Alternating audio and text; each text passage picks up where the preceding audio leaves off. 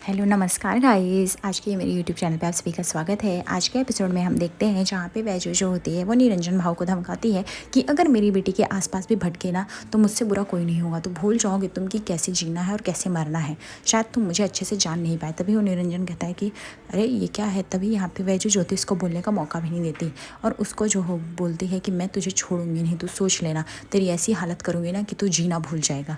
तो बोलता है मुझे समझ में आता है कि तुझे मर्दों का कॉलर पर तेरा मर्द नहीं इसलिए पकड़ना बहुत पसंद है, लेकिन ठीक है हम ऊपर से नीचे सबकी सेवा करते हैं, तुम भूल मत। इस तरह की बदतमीजी वैजू बर्दाश्त नहीं कर पाती और वो शराब की बॉटल वॉटल जो रखी रहती टेबल पे उठा के फेंक देती है और वो बोलती है ये मत समझना कि वानी का बाबा नहीं है तो इसका मतलब तू कुछ भी करेगा। वानी की आई और बाबा दोनों मैं हूँ और मैं ही तेरे लिए काफ़ी हूँ, तो मुझे कुछ समझ मत समझाना वरना तेरी जो हालत करूँगी मुँह दिखाने लायक नहीं रहेगा। इस तरह से वैजू जो होती है उन सभी गुंडों को डांट कर वहाँ से जाती है। तभी यहाँ पे ये लोग पीछा करने की कोशिश करते हैं। तभी यहाँ पे निरंजन रुकता है, बोलता है तुम लोग समझे तुम लोग मर्द के नाम पे इसकी जलती है, मतलब कुछ तो बात है, ये पूरा जड़ तक पता करना पड़ेगा काला चिट्ठा इसका कि आखिर भाई ये मर्द के नाम पे इतना इसका खून क्यों खौल जाता है, ज़रूर कोई तो कोई बात है। दूसरी तरफ हम देखते हैं यहाँ पे रणविजय और वैजू जो होते हैं वायु जो होते हैं पैकिंग वगैरह करके घर के लिए निकल रहे होते हैं और यहाँ पे रणविजय वायु को बोलता है चलो भी फटाफट हमें घर के लिए निकलना है। बट वायु बोलता है कि बाबा मुझे अभी वानी और वो आंटी से मिलना है, तो मैं कैसे मिलूँगा। तो दूसरी तरफ देखते हैं कि रणविजय कहता है ठीक है मैं चल रहा हूँ उनके घर ही। यहाँ पे हम देखते हैं वानी और वैजू भी तैयार हो रहे होते हैं कैंप के लिए, जहाँ पे वानी बोलती है जल्दी जल्दी चलो, आई कितनी बार चेक करोगे, भी मैं ठीक हूँ, वो एक बार हो गया भी ये ठीक गलत थोड़ी होगा, चलो वरना वायु चला जाएगा अपने बाबा के साथ, हमें उससे भी तो मिलना है ना, जल्दी चलो। तभी यहाँ पे वैजू बोलती हाँ हाँ मैं चल रही हूँ, सब चेक कर लिया है मैंने, तो चिंता मत कर, हम चलेंगे और वायु से भी मिलेंगे और उसके बाबा से, आखिर तुझसे जितना मिलना है मुझे भी एक साइड में उसके बाबा को थैंक यू बोलना, उन्होंने तेरी जान बचाई है ना। तभी यहाँ पे रणविजय बोलते हैं चलो कम ऑन लेट्स को, हम लोग चलते हैं वानी के घर और उसके तुम्हारी हम बहादुर आंटी से भी मिल लेंगे, चलो तुम फटाफट बैठो इधर। तभी वो जैसे ही बैठने वाला है तो वहाँ पे वैजू और वानी जो थे अपने टमटम से निकल चुके। तभी यहाँ पे वो टीचर आती है और वो बोलती है कि आप लोग वानी के घर जा रहे हैं, वानी की मम्मी और वानी जो है वो यहीं पे आ रहे हैं, तो मुझे नहीं लगता आप लोग को वहाँ पे जाने की ज़रूरत है, वो लोग यहीं पे आ रहे हैं, आप लोग थोड़ा वेट कर लीजिए, मिल के जाइएगा। तभी रणविजय बोलता है ओके ठीक है चलेगा। तभी हम देखते हैं कि वायु जो होता है एक प्लांट लेके आता है और रणविजय को दिखाता है कि बाबा ये देखो प्लांट कैसा है।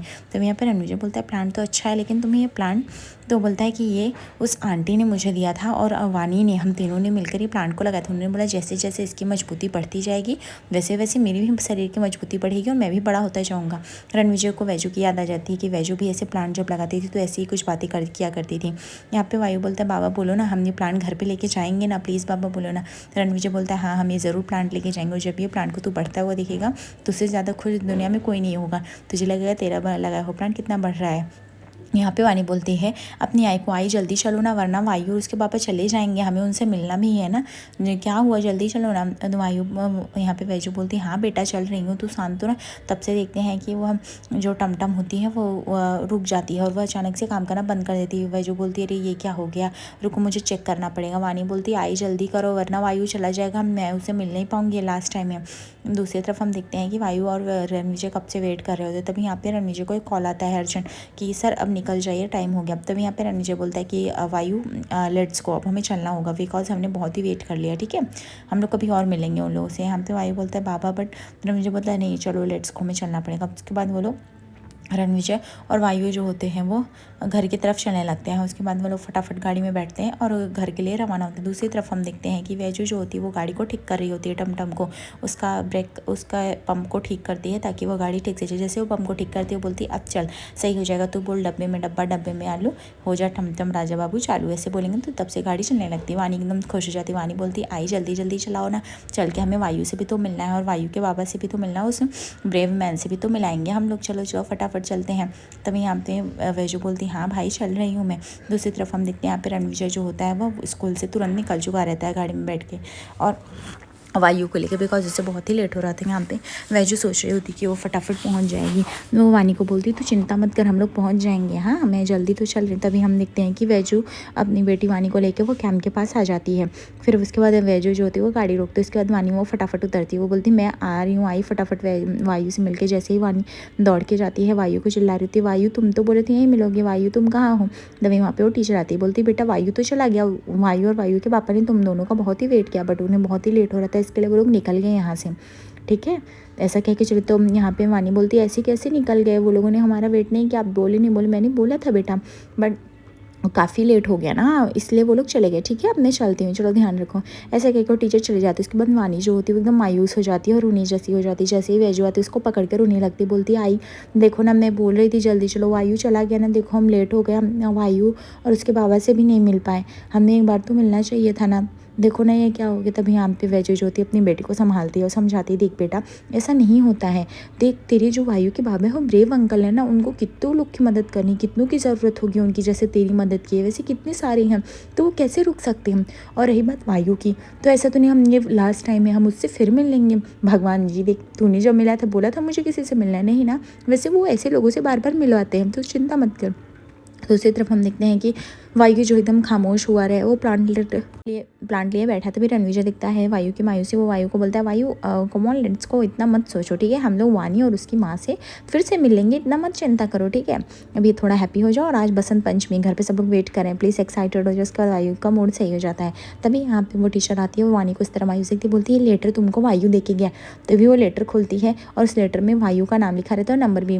तभी यहाँ पे वैजू बोलती अब देख तू कैसे बोल रही थी वायु से नहीं मिल सकती, इसमें वायु ने अपना फ़ोन नंबर दिया, मतलब तू रोज़ वायु से डेली बात कर सकती है, अब चल खुश हो जा, वायु से तू रोज़ मिल भी सकती, बात भी कर सकती, कितनी अच्छी बात है ना, चल चल जल्दी जल्दी घर चलते चल। उसके बाद वो वानी को घर पे लेके जाती है। दूसरी तरफ हम देखते हैं कि यहाँ पे मोहिते पाटिल परिवार में काफ़ी जश्न का माहौल चल रहा है। यहाँ पे बसंत पंचमी के उपलक्ष्य में यहाँ पे राव साहब जो है काफ़ी मगन दिखाई देते हैं। तभी यहाँ पे हम देखते हैं कि जयकांत भी सारी अब रिस्पॉन्सिबिलिटी निभा रहा है, जहाँ पे जयकांत बोलता है कि मुझे यहाँ कुछ फाइलें हैं, रिसिप्ट दिखानी है, आप देख लीजिए ना ताऊ। तो वो बोलते नहीं नहीं अब तुमको ये सब उसको दिखाना है जो सब हैंडल करता है, घर का मालिक जो है, हाँ मालकिन, ये सब मैं नहीं देखता हूँ, तुम्हें अच्छे से बता। तभी वो बोलता है कि भाऊ मैं ये कहाँ पे रखूँ, मालिक बताइए ना। मूर्ति बोलते अरे मालिक मैं नहीं हूँ, घर की मालकिन कोई और है, आप जाके उससे पूछो। तभी वो जो होता है मूर्ति लेके जाता है, सोचता स्थापना कहाँ करें। तभी वो पूछता है रागिनी से मालकिनी मूर्ति कहाँ रखो। तभी यहाँ पे रागिनी बोलती है अरे मैं इस घर की मालकिन नहीं हूँ, मालकिन अंदर बैठी है, जाके आप उनसे पूछ लीजिए। तभी वो जो होता है वो जाता है और वो पूछता है कि मालकिन, तो वहाँ पे सुलेखा बैठी हुई रहती है, बोलती मालकिन क्या कहा तूने, मैं मालकिन नहीं हूँ इस घर की, इस घर की मालकिन कोई और ही है, वो वहाँ पे जाके बैठी हुई है, मैं तुझे मालकिन कैसे लगी और मैं नहीं बता सकती कहाँ पे होगा, जाके उस मालकिन से ही तू पूछ ले, अंदर है जा। तभी वो अंदर जाता है और वो देखता है, पूछता है कि मालकिन ये मूर्ति मुझे कहाँ रखनी। तभी यहाँ पे जो हम देखते हैं कि वसुंधरा बोलती है कि घर की मालकिन अब मैं नहीं रही, अब मेरे हाथों में ये बागडोर नहीं रही है, घर की मालकिन अंदर बैठी है, आप उससे जाके पूछ लीजिए कि मूर्ति की स्थापना कहाँ करनी है, वो सब कुछ बता देगी, ठीक है जाइए। उसके बाद वो मूर्तिकार जो मूर्ति लेके जाता है वो जया के पास, वो बोलता है मालकिन ये मूर्ति मुझे कहाँ स्थापित करनी है बताइए ना। जया बोलती है हाँ आप चलिए ना, मैं बताती हूँ, मंदिर के समक्ष वाले गेट के पास रखना, आइए बताती हूँ। तब यहाँ पे जया दिखते हैं, घर के सारी चाबियों का गुच्छा अपनी कमर में बांधती है और वहाँ से चलती, क्योंकि असलदार में देखा जाए तो अभी जया ही इस घर के मालकिन है जो पूरा कार्यभार संभाली हुई है, लेके आती हैं। और वह फिर वहाँ पे बप्पा का स्थापना करती है और माता सरस्वती से आशीर्वाद लेती है।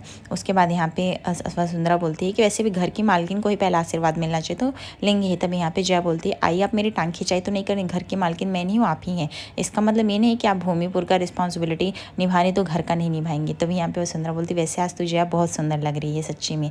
जया बोलती थैंक यू आई। तभी यहाँ पे सुलेखा भी आ जाती, बोलती हाँ सच में आपकी बहू तो सर्वगुण संपन्न भी है और देखो जयू तो सुंदर भी लग रही। तभी हम यहाँ पे देखते हैं कि सुलेखा की बहू आती है, जहाँ पे वो पूछती है कि देखो ना आई में मैंने थाली सजाई है, कैसा है ये थाली। तभी यहाँ पे हम देखते हैं सुलेखा काफ़ी भड़क जाती, बोलती है अभी देखो ताई, एक आपकी बहू जो सबको संभाले रही जानती, और एक मेरी बहू को कुछ आता जाता है नहीं, वो थाली कैसे सजाएगी, ऐसा कह के चली जाती। तभी वो उसकी बहू जो होती है वो काफ़ी मायूस हो जाती है और उसको समझ में नहीं आता वो क्या करे। तभी जया आती, बोलती है बहुत ही अच्छी थाली सजाई है तुमने, मुझे तो थाली ना मैं बप्पा के इधर लगा देती हूँ, तुम इतना मत सोचो। उसके बाद वहाँ पे काफ़ी वो मायूस हो जाती है और चली जाती है जया। उसके बाद देखते हैं अपनी देवरानी को इस तरह से सोचते संभालेगी। उसके बाद यहाँ पे वसुंधरा बोलती है जया एक बात सच सच बता मुझे, तो इतना सच धज के तैयार हुई है मेरी बेटी के लिए ना, ताकि वो तुझे आके देखे। तो बोलती बिल्कुल नहीं आई, ऐसा बिल्कुल बात नहीं है, मैं अपने बेटे के लिए तैयार हुई हूँ, अपनी वायु के लिए सच धज के।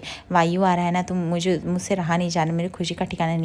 तभी गाड़ी का हॉर्न सुनाई देता है, जया बोलती लगता है वो लोग आ गए। जया फटाफट आरती की थाल सजाती है, फटाफट लेके आगे खड़ी हो जाती हैं और जया की खुशी का ठिकाना नहीं रहता, जैसे कि मानो वो अपने बेटे से 4 साल के बाद मिल रही, 4 दिन के नहीं।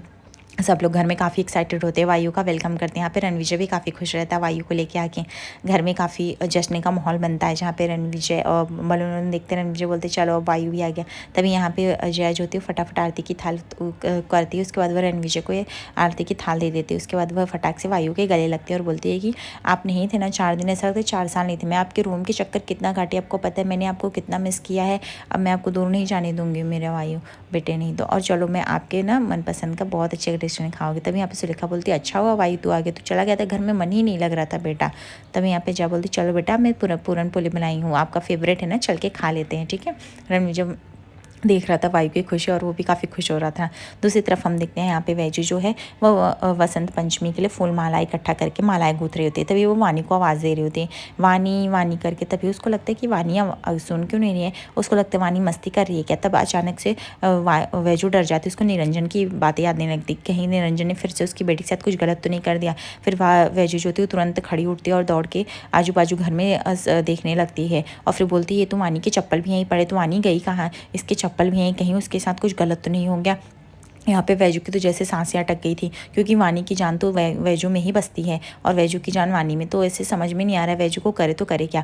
वैजू इससे सांस ही नहीं ले पा रही, लेकिन वैजू जैसे ही देखती है वानी को तो उसका रोना एकदम से चुप हो जाता है। वो बोलती तू यहाँ पे क्या करे। तभी यहाँ पे वानी बोलती अरे आई मैं फ़ोन लेने गई थी। तभी यहाँ पे वैजू फटाक से उसे गले लगा लेती है, बोलती है कि मैं कितनी घबरा गई थी, तुझे पता है ना, तुझे कितनी बार बोला बोल के जाने का, और मुझसे इस तरह से मजाक मत करो, लेकिन तुम्हें समझ में क्यों नहीं आता है, तो अपने आप को समझती क्या। तभी वो बोलती है अरे आई मैं फूल लेने गई थी, मैं मौसी को बताई तो थी, आप जाके पूछ सकती हो, और मैंने आपको बताया पर मैंने आपके लिए सरप्राइज़ दिया था, अगर बता देती हूँ। सरप्राइज़ कैसा। बोलती कैसा सरप्राइज़, क्या करने गई थी।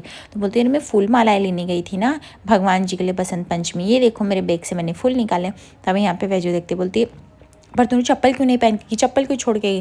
बोलती अरे आप ही तो बोलते भगवान की चीज़ों को चप्पल पहन के नहीं छूना चाहिए, इसलिए मैं चप्पल उतार के गई थी। तभी वैजू जो होती है वैजू की आंखों में आंसू भर आते। वैजू को लगता है वो कितनी खुशनसीब है, उसको ऐसी बेटी मिले।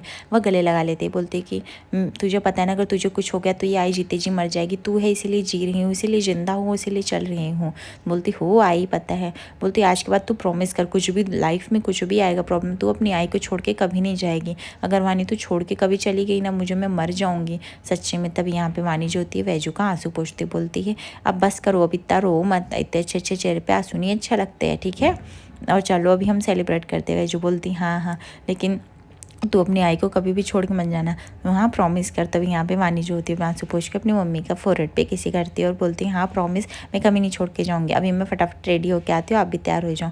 वैजू को जैसे कि डर सा जो लगा रहता है, वैजू को लगता है अगर वानी कुछ हो गया तो वो तो जीना छोड़ देगी, इसलिए अभी उसको ध्यान देना पड़ेगा हर चीज़ पर। तभी हम देखते हैं बसंत पंचमी को उपलक्ष्य में वह वानी को भी तैयार करती, खुद भी वानी बोलती है अरे अच्छे से गजला लगाओ ना, थोड़ा टेढ़ा लगाओ, कैसे लगा रहे हो आप, थोड़ा अच्छे से लगाओ।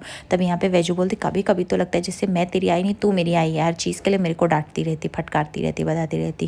वैसे तो इतनी छान दिखती, तो कितनी सुंदर दिख रही है ना आज, तुझसे ज़्यादा तो सुंदर कोई नहीं। तभी वह काला टीका लगा देती है। तभी यहाँ पे वानी जो होती है वो वैजू का हाथ पकड़ के रोकती है, बोलती है नीचे बैठो। तभी वो नीचे बैठती है तो वो भी वानी भी जो होती है अपना आँखों से काजल निकाल के उसको काला टीका लगा देती है। बोलती है अब आपको भी नज़र नहीं लगेगी, आप भी तो एकदम सुंदर से लग रहे हो ना। तभी यहाँ पे वैजू को याद आ जाती कि रणविजय भी कैसे सेम टू सेम ऐसी ही हरकतें करता था। आज रात के एपिसोड में हम दिखेंगे जहाँ पे रणविजय अपना चेंजिंग रूम में चेंज करा, तभी वहाँ पे जया आ जाती है। रणविजय को काफ़ी ऑकवर्ड फील होता है, वो जया से बोलता है तुम जया यहाँ पे रुको मैं जाता हूँ, बिकॉज मैं अभी यहाँ पे कम्फर्ट नहीं हूँ। उसके बाद उसके जाने के बाद यहाँ पे जया सोचने लगती है कि रणविजय भले मैं इस घर में घर छत के नीचे रख, लेकिन आज भी हमारे बीच कोई नज़दीकियाँ नहीं है, आज भी तुम्हारे दिल में वैजू दीदी ही है, और ये बात आज भी मुझे खटक रही है। आगे एपिसोड पे से बनी रही है। दर्शकों लाइक और सब्सक्राइब करिए फॉर द मोर अपडेट्स। धन्यवाद।